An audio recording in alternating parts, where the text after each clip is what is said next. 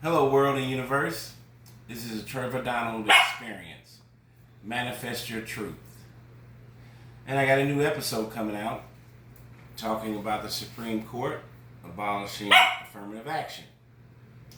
And as an African American man in his mid 50s, it's okay. The dog is doing his thing. This is real and it's live. I had some concerns and I wanted to voice my opinion, so I decided to do a podcast about it. And there's a couple of things that I want to note to my general public about affirmative action. Was it real? I went to college in the mid 80s. White institution, went to a white high school, and there were not very many blacks or people of color at my high school, let alone my university. So I don't know if affirmative action has ever had a real effect. And I know a lot of people that went to college throughout the country. And we were a minority of a minority. A couple of things I want to address that I did address in my podcast and I want to address now, to give you an overview of what it's about, is that, first of all, in the 19th Amendment of the United States Constitution, women, including white women, did not get an opportunity to vote until 1920. Well, the United States of America gained its independence in 1776. So it took 144 years for women, let alone white women, to even have an opportunity to vote. Then you go to the Civil Rights Movement, where women's liberation, with Jane Fonda and all of that in the mid-70s, was a cohort with the Civil Rights Movement. And I'm bringing all of this up to say that if you look at the studies and the polls, affirmative action had several measurements and requirements. And one of the biggest requirements was that white females were a part of it. And if you look at USA Today and some of the other statistical polls over the last 50 years, or 45 years for affirmative action, some of the polls, or many of the polls, say that white women were more of a benefactor from affirmative action than anybody. That dismisses the color barrier, whether affirmative action from the stereotype was just for people of color. But when you look in the corporate structure,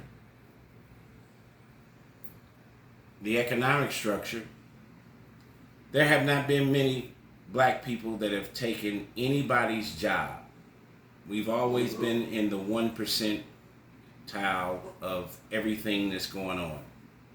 Black folks are not the CEOs of banks, corporate America, financial institutions on Wall Street. So where has the true effect of affirmative action for people of color has been in full effect? What is the uproar with white America and for the Supreme Court to abolish it?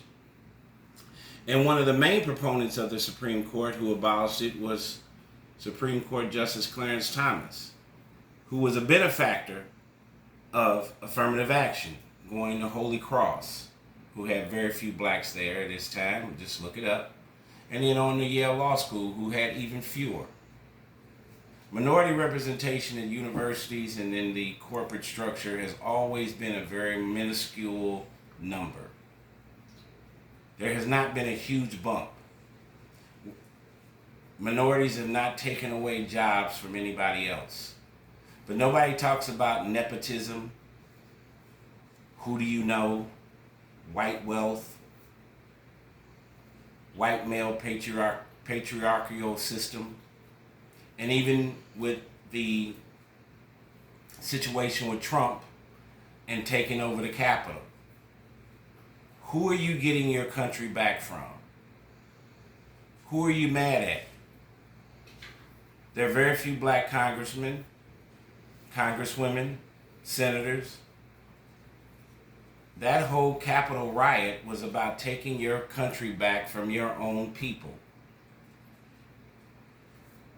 not from any person of color. So abolishing affirmative action was a terrible thing. It didn't have a huge effect on people of color, and where do we go from here? And there will be a deleterious effect in corporate America. I think affirmative action put a pulse on active and conscious hiring of people of color that's needed, and of women. And as I said earlier, supposedly in the statistics, white women have benefited more from it than anybody. So I am terribly disturbed that affirmative action got abolished. It doesn't provide any accountability to the white male patriarchal system to be accountable for making the corporate boardroom, the educational boardroom, to be diverse and inclusive. We talk about inclusivity and diversity with LGBTQ, people of color, Black Lives Matter, and now all of that is gone. So where is America headed? Are we doing a 360 cyclical reverse back to the 40s and 50s where there will be separation and not integration? And I wanted to highlight that affirmative action had its place. At least it made white corporate America aware and conscious of the decisions they made to make this environment in America inclusive and not declusive. Thank you. Please take a listen to my podcast. This has been a Trevor Donald Experience. Manifest your truth.